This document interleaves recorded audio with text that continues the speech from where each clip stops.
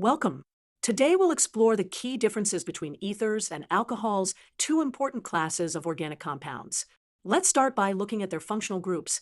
Alcohols have a hydroxyl group, written as OH attached to a carbon chain.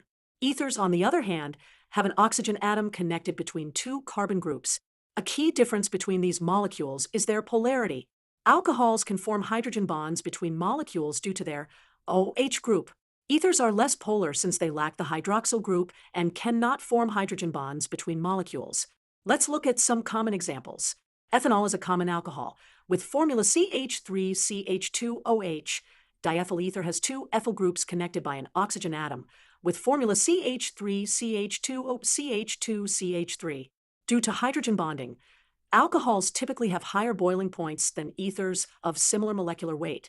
For example, ethanol boils at 78 degrees Celsius, while diethyl ether boils at just 35 degrees Celsius. In conclusion, while both ethers and alcohols contain oxygen atoms, their different structures lead to significant differences in their chemical and physical properties.